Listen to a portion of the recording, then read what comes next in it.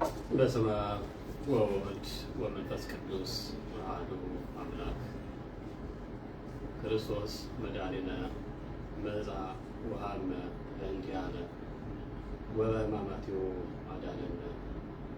የተወደዳችሁና የተከበራችሁ የእግዚአብሔር ቤተሰቦች፣ በቤታችን የቅድስት ድንግል ማርያም የጻድቃን ልጆች፣ የአባቶች እናቶቻችን፣ የቅዱሳት የቅዱሳን አባቶቻችን እናቶቻችን፣ ባለሟሎች ሁላችሁም በያላችሁበት በልዑል እግዚአብሔር ስም እንደምን ዋላችሁ? እግዚአብሔር ይመስገን። እንደምን ቆያችሁ? እግዚአብሔር ይመስገን። እንደምን አላችሁ? እግዚአብሔር ይመስገን። ቸርነቱ ምሕረቱ ብዙ የሆነ አምላካችን እግዚአብሔር ዛሬም ይህን ቀን ባርኮና ቀድሶ ስለሰጠን ስለማይነገር ስጦታው ስሙ ለዘላለም የከበረና የተመሰገነ ይሁን። አሜን። ዛሬ ሕማማቱን ከጀመርን 3ኛ ቀን እንገኛለን። እለቱም ዕለተ ረቡዕ ይባላል። እንደ አምላካችን እንደ ልዑል እግዚአብሔር መልካም ፈቃድ የምንማርበት የትምህርታችን መነሻ የሚሆንን የአይሁድ ሸንጎ የሚል ይሆናል። የማን ሸንጎ? የአይሁድ ሸንጎ። ሀሳቡን ወይም ኃይለ ቃሉን የምናገኘው በማቴዎስ ወንጌል ምዕራፍ 26 ቁጥር 3 ላይ የምናገኘው ይሆናል። ዛሬ በዋናነት 3 ነገሮች ይታሰባሉ። አንደኛው ምክረ አይሁድ ተብሎ ነው። ሶስተኛው ደግሞ የእንባ ቀን ወይም ደግሞ ያችን ንስሐ በኃጢአት በመለስ የነበረችውን ሴት በንስሐ ሆና ወደ ክርስቶስ በመሄድ ሽቱ ቀብታ ኃጢአቷን ሁሉ ስርየት አግኝታ የተመለሰችው ሴት የምታሰብበት ቀን ነው። በሶስተኛው ደግሞ የአስቆሮቱ ይሁዳ ከደቀ መዛሙርት መካከል አንዱ ሆኖ ተቆጥሮ የነበረው ሰው ኢየሱስ ክርስቶስን አሳልፎ ለመስጠት ከጸሐፍት ፈሪሳውያን ከሰዱቃውያን ጋር ውል ስምምነት የፈጸመበት ዕለት ስለሆነ እነዚህ 3 ነገሮች በዋናነት ይታሰባሉ። ርዕሳችን የአይሁድ ሸንጎ የሚል ነው። የአይሁድ ሸንጎ ምንድን ነው ካልን ትንሽ ስለ አይሁድ ሸንጎ ማንሳት ይገባናል። የአይሁድ ሸንጎ በቁጥር 70 ሲሆን ብዛቱ ማለት ነው። ልክ ሙሴ አገልግሎቱን አስተዳደሩን የሚያግዙ 70 ሰዎችን መርጦ እንደነበረ ሁሉ በዚህ በአይሁድ ሸንጎም 70 ሰዎች የተጠቃለሉበት የተካተቱበት ቁጥር 70 የሚሆኑ ሰዎች ያሉበት ትልቅ ጉባኤ ነው።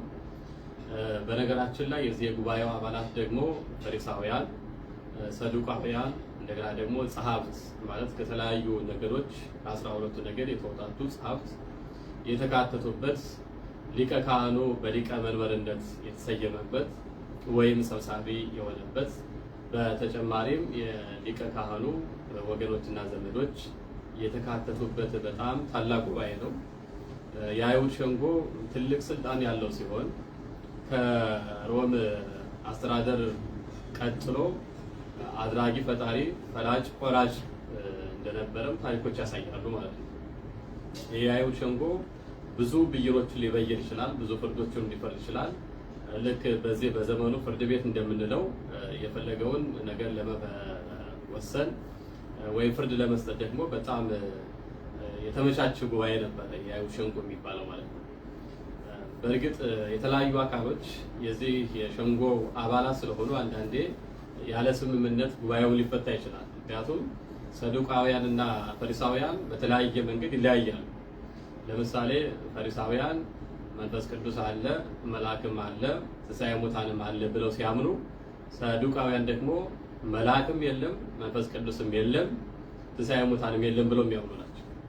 እነዚህ ሁለቱ ነገሮች የተለያዩ ሀሳብ ያላቸው አካላት የጉባኤው ግን አባል ነበሩ ማለት ነው። እንደገና ደግሞ የሀገር ሽማግሌዎችም አሉበት። የሀገር ሽማግሌዎች አንቱ የተባሉ ሽማግሌዎች ደግሞ የዚህ ጉባኤ አካልም ናቸው። ስለዚህ መንፈሳዊውም ሰዎች አሉ፣ በስጋዊ አስተዳደር ውስጥ ያሉ ሰዎች አሉ ማለት ነው። ይህን ሁለቱም በአንድ አካቶ ወይም ጠቅልሎ የያዘ ጉባኤ መሆኑን ማስታወስ ያስፈልጋል ማለት ነው። የአይሁድ ሸንጎ ስንል እንደዚህ አይነት ሰፊ ነገሮች የሚከናወኑበት ሰፊ ነገሮች የሚወሰኑበት ሸንጎ ነው። በጣም ትልቅ ጉባኤ ነው። ምናልባትም በዚህ በዘመናችን ቋንቋ የሕዝብ ተወካዮች ምክር ቤት ብለን ልንሰይመው እንችላለን ማለት ነው። ከፍተኛ ስልጣን ያለው ከአንድ ስራ አስፈጻሚ አካል በላይ የመወሰን የማስፈጸም አቅም ጉልበት ወይም ስልጣን ያለው አካል ነው ማለት ነው የአይሁድ ሸንጎ ማለት። ልዩ የሚያደርገው ግን ይሄ ጉባኤ የሚመራው በማን ነው ብያቸዋለሁ? በሊቀ ካህኑ ነው የሚመራው። በንጉሥ አይደለም የሚመራው፣ በሊቀ ካህኑ። ሊቃነ ካህናቱ በዛ ሰዓት አድራጊ ፈጣሪዎች ናቸው። እነሱ የሚሉት ሁሉ ተሰሚነት አለ። እነሱ ካሉ የአገረ ገዥ ምናምን ሁሉ ያለ ማድረግ ያለ መፈጸም አቅም የለውም፣ ግዴታው ነው ማለት ነው። እና በዛ ሰዓት የነበረው ሊቀ ካህን የዚህ ጉባኤ መሪ የነበረው ሊቀ ካህን ደግሞ ቀያፋ ይባላል። ምን ይባላል? ቀያፋ ይባላል። አሁን ያው ብዙ ጊዜ ሰማናል ቀያፋና ሃና እየተባለ አይደል? ቢጠብቅም ችግር የለውም። ሃናም ቢባል ስም ነው በነገራችን ላይ ያው ሊቃውንቱ ለመለየት ብለው ከቅድስት ሃና እና ሌሎች ብዙ በርካታ ቅዱሳት አንስቶች ሃና የሚባሉ ስላሉ ከሱ ለመለየት በግብሩም ደግሞ እሱ የተለየ ስለሆነ ለመለየት ብለው ሃና ብለው ላልቶ እንዲነበብ አደረጉት እንጂ ሃና ነው ትርጉሙ ማለት ነው። ቀያፋና ሃና ተብሎ ማለት ነው። እነዚህ ናቸው ዋናና ምክትል ሊቃነ ካህናት የነበሩት በዛ ዘመን ማለት ነው። በዛ ጊዜ የነበሩት ሊቃነ ካህናት የሚባሉት ቀያፋና ሃና ወይም ቀያፋና ሃና ተብሎ ይነገራል ማለት ነው። ስለዚህ በዛሬው ዕለት በዕለተ ረቡዕ ማለት ነው በዛሬው ዕለት ከፍተኛ ጉባኤ ተደርጓል። ጉባኤ ያደረገው ደግሞ ማለት ነው የአይሁድ ሸንጎ ነው። ጉባኤ ያደረገበት ቦታ ደግሞ በሊቀ ካህናቱ ግቢ ውስጥ ነው። ሰብሳቢው እሱ ነው ብያችኋል። ስለዚህ በሱ ግቢ ውስጥ የተደረገው በነገራችን ላይ ጉባኤው ወይም ስብሰባው የተጀመረው ዛሬ አይደለም፣ ሰኞ ተጀመረ። በአንድ አጀንዳ ግን መስማማት አቅቷቸው 3 ቀን ሙሉ ፈጀባቸው። ስንት ቀን ፈጀባቸው? 3 ቀን። ስለዚህ ሙሉ ቀን እየተነጋገሩ እየተመካከሩ እያወሩ ውለው ስምምነት ላይ ሳይደርሱ ይቀሩ በቃ ይደር ነገ ደግሞ እንቀጥላለን እያሉ እየዋለ እያደረ ዛሬ 3ኛው ቀን ላይ ደረሰ ማለት ነው። ያ አጀንዳቸው ደግሞ አንድና አንድ ነው። እሱ ደግሞ ክርስቶስን እንዴት አድርገው በተንኮል አሳልፈው እንደሚሰጡትና እንዴት እንደሚገሉት ይመካከሩ ወይም ይማከሩ ነበር ይላል ማቴዎስ ወንጌል። ቅድም በሰጠኋቸው ምዕራፍና ቁጥር ማቴዎስ ወንጌል ምዕራፍ 26 ቁጥር 3 ላይ ያሳሰው ጸሐፍት ፈሪሳውያን፣ አይሁድ ሰዱቃውያን እና ሊቃነ ካህናቱ በሊቀ ካህኑ ግቢ ውስጥ ተሰበሰቡ። የሰበሰቡበት ደግሞ ምክንያት ምንድነው ካላችሁ ይላል ወንጌላዊ ጽሑፍ ጌታችን መድኃኒታችን ኢየሱስ ክርስቶስን እንዴት በተንኮል አሳልፈው እንደሚሰጡትና እንደሚገሉት ይማከሩ ነበር። ኢየሱስ ክርስቶስ ለመግደል ተማከሩ። ለምንድን ነው ያልተስማሙት? እስከ ዛሬ 3 ቀን የፈጀባቸው በአንድ ሰው ብይን ለመስጠት 3 ቀን የፈጀባቸው ምክንያት ምንድነው ካልን በዛ በጉባኤው መካከል መከፋፈል ስለነበር። ምን ስለነበረ? መከፋፈል ነበር። ለምን? ኢየሱስ ክርስቶስ ይሰቀል የሚሉ ሰዎች፣ ይገደል የሚሉ ሰዎች እንዳሉ ደግሞ ለምን ይገደላል የሚሉ ነበሩ። ይሰቀል የሚሉ ሰዎች ሰንበትን ሽሯል፣ በሰንበት ድውይ ፈውሷል፣ የእግዚአብሔር ልጅ ነኝ ብለዋል፣ እኛን ነቅፎናል፣ ገስጾናል፣ ራሱን ከእግዚአብሔር ጋር ያስተካክላል የሚሉ ክሶች ሲሆኑ ለምን ይገደላል ደግሞ የሚሉት ታምራትን ያደርጋል፣ ድዌዎቹን ይፈውሳል፣ የተራቡትን ያበላል፣ ህብስት አበርክቶ ያበላል። ይሄ ታላቅ ነው፣ በባህር ላይ የሚራመድ እሱን ያየ ነው በዘመናችን።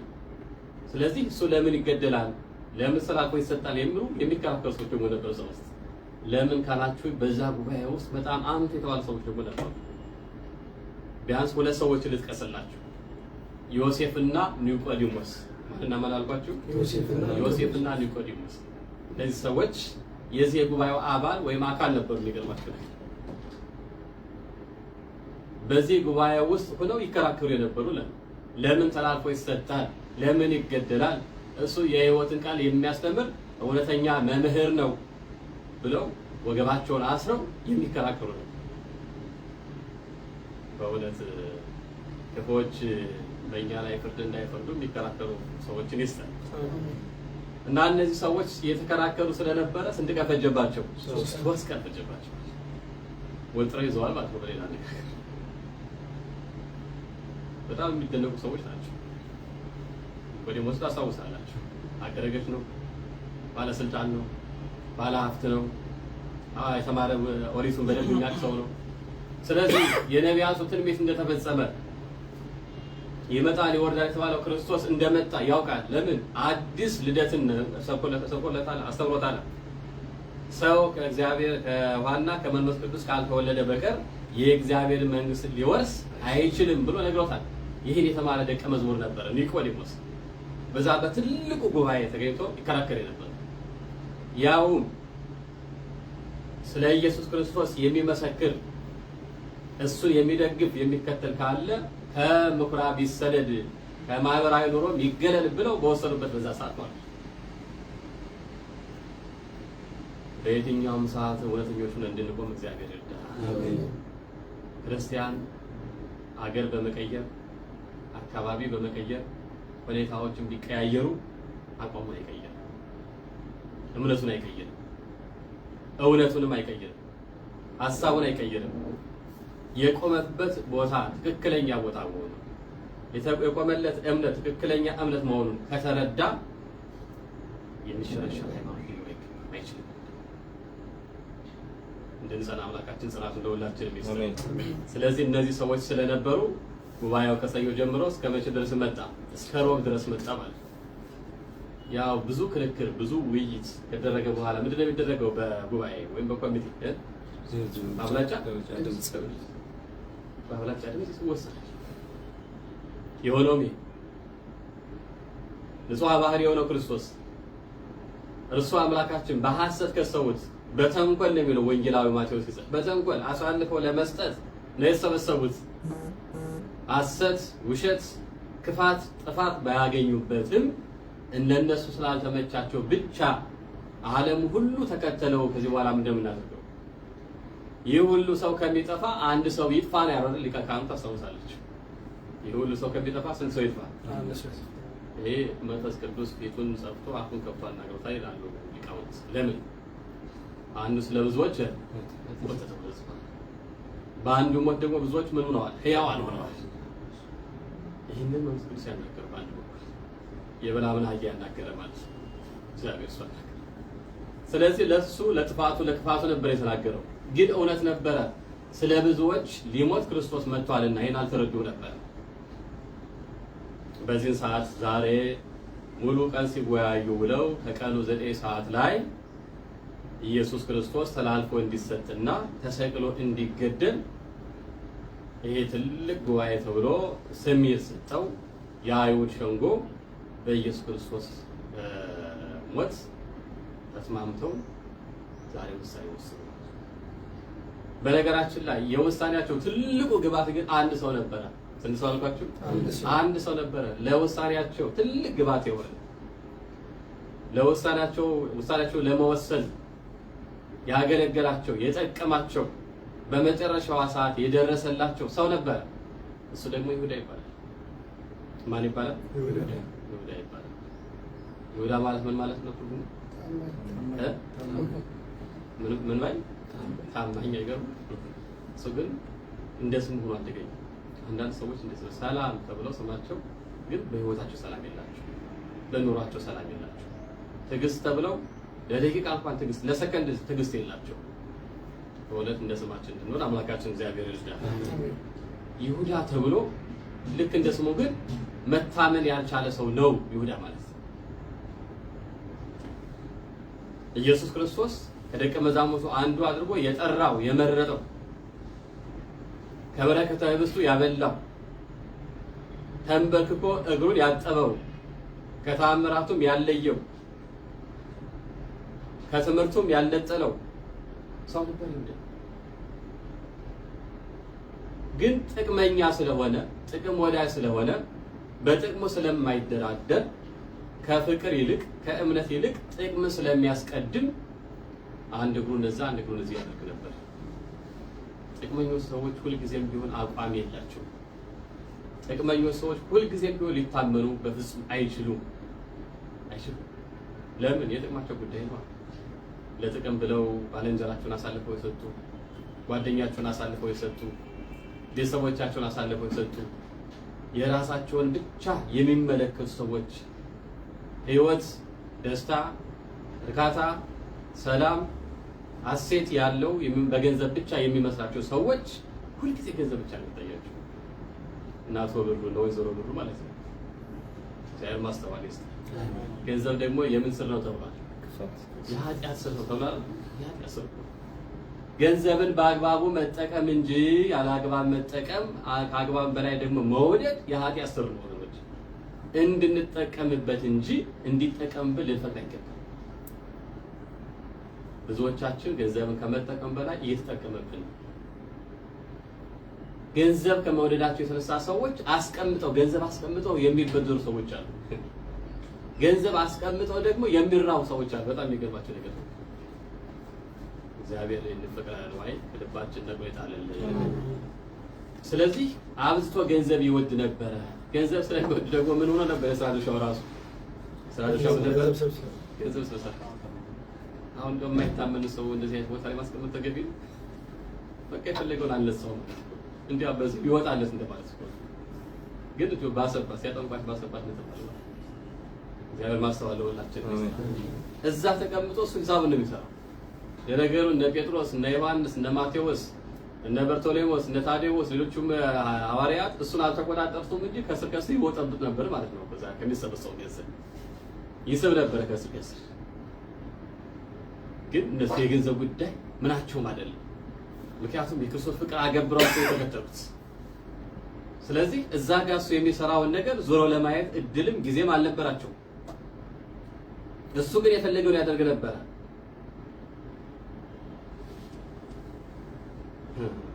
ሽቶ ባከነ ብሎ እኮ የሚተናገሩ የሰው እኮ ነው ይሁዳ ማለት ነው። በአንድ ሽቶ ሲያሰላው 300 ዲናር የሚሸጥ ነው። 10% አለችው። ያቺ 10% አጣ ማለት ነው። 30 ብር አጣ ማለት ነው። 30 ዲናር ይችን ሂሳቡን ለመሙላት ብሎ የሄደ ክርስቶስን ለማሳልፈው ለመስጠት አይሁድ ተሰብስበው ባሉበት አይሁድ ሸንጎ ተገኘ ማለት ነው። ይህ በጣም የተሳሳተ ሂሳብ ነው። በነገራችን የእግዚአብሔር ልጆች በህይወታችን የተሳሳተ ሂሳብ እንዳንሰራ አደራ። ትክክለኛ ሂሳብ መስሎን ትክክለኛ ስራ መስሎን የምንከስርበትን እግዚአብሔርን የምናጣበትን በህይወታችን የምንጠፋበትን የምንወድቅበትን የምናስንበትን የዘላለም ህይወት የምናጣበትን የተሳሳተ ሂሳብ እንዳንሰራ አደራ። ይሁዳ የሰራው የተሳሳተ ሂሳብ ዛሬ የኛ ሂሳብ የተሳሳተ ነው ወይስ ትክክለኛ? እግዚአብሔር የሚደሰትበት ነው ወይስ እግዚአብሔር የሚከፋበት ነው? የምናተርፍበት ነው ወይስ የምንከስርበት ነው? የዘላለም ህይወት የምናገኝበት ነው ወይስ የምናጣበት ነው? ራሳችንን ፈትሽ ይገባል። ይሁዳን ፎፎ ብለን አውግዘን ለመለያየት አይደለም ዛሬ የምንማረው። በይሁዳ አንፃር ራሳችን እንድንመለከት ነው። በእውነትስ ከይሁዳ የተሻለ ህይወት አለን ወይ? ማንነትስ አለን ወይ?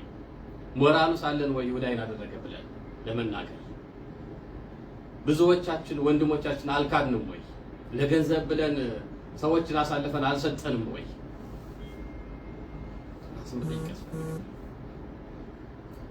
ከገንዘብ ይልቅ ፍቅሩ እንዲገዛን አምላካችን እግዚአብሔር ይርዳል። እና 30 ብር ፍለጋ የት አልኳችሁ? ወደ አይሁድ ሸንጎ ጥቅም ፍለጋ ሃይማኖታቸውን ትተው ወደ ሌላ ቦታ የሚሄዱ ሰዎች አሉ። አሳዝኗችሁ ሳይጠቀሙበት እኮ ነው የሚሄዱት። ደግሞስ በዚህ ዓለም ስንት ዓመት ሊኖር ሰማያዊን በምድራዊ ነገር ዘላለማዊን በእግዚአብሔር ነገር ቀይረው ሃይማኖት ወጥተው የሄዱ ሰዎች ብዙ ናቸው። አሳዝናችሁም ይሁዳ ከነ ጴጥሮስ ተለይቶ ሲሄድ ከነ ዮሐንስ ተለይቶ ሲሄድ ብዙ ነገር ካለበት ቤት ወጥቶ ወደ ባዶ ማለት ነው። ከህይወት ወደ ሞት ሲሄድ ከብርሃን ወደ ጨለማ ሲሄድ ትርፍ ካለበት ቤት ወጥቶ ወደ ኪሳራ ሲሄድ ይኸው ገንዘብ ብቻ አይደለም የሚከስረው ይህ ሰው ህይወቱን ጭምር ነው የሚከስረው። ህይወቱን ወደሚከስርበት ሸንጎ ነበረ የሄደው። የምንገኝበት ስብሰባ ምን አይነት ስብሰባ ይሆን? የምንገኝበት ሸንጎ ምን አይነት ሸንጎ ይሆን? ጽድቅ የሚበየንበት፣ እውነት የሚነገርበት፣ እግዚአብሔር የሚገኝበት፣ እግዚአብሔር ያለበት ጉባኤ ላይ ነው የምንገኘው ወይስ የሐሰት የስህተት የጥፋት ጉባኤ ላይ ነው የምንገኘው? ራሳችንን ጠብቅ እንደዚህ አይነት ነገሮች እና ይሁዳ ሄደ እና ያ ጉባኤ የሚመካከረው ስለማን ነው? ስለ ኢየሱስ ክርስቶስ እንዴት በሐሰት አሳልፈው እንደሚሰጡት እና እንደሚገሉት ነው። ሩጦ ሄዶ ይኸው እናንተ የምትፈልጉ 3 ቀን የፈጀባችሁን ጉባኤ በደቂቃ ውስጥ እንድትጨርሱ ላድርጋችሁ። ይሄን ኢየሱስን እኔ አሳልፌ ልስጣችሁ፣ ግን ምን ትሰጡኛላችሁ አለ።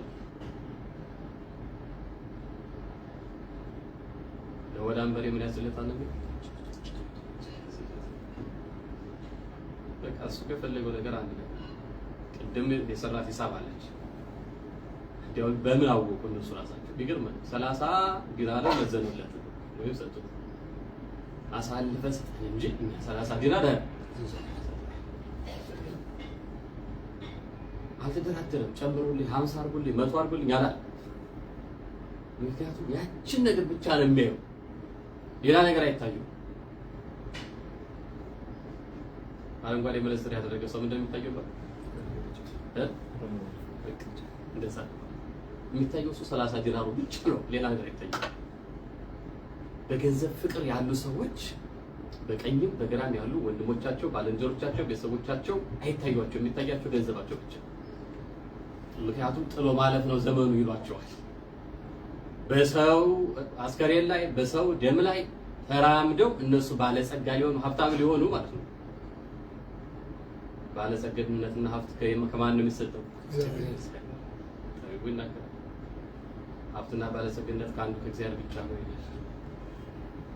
እና በዚህ ዛሬ ይሁዳ ይህንን ግብዓት ለዚህ ታላቅ ሸንጎ ሰጥቶ ክርስቶስን አሳልፎ ለመስጠት ተስማምቶ ውል ስምምነት ፈጽመው በዛሬው ዕለት ጸሐፍት ፈሪሳውያን፣ አይሁድ ሰዱቃውያን፣ ካህናት፣ ሊቃነ ካህናት ተሰብስበው ኢየሱስ ክርስቶስን በተንኮል በሐሰት ተላልፎ እንዲሰጥ ብሎም እንዲገደል የወሰኑበት ዕለት የሚታሰብ ነው።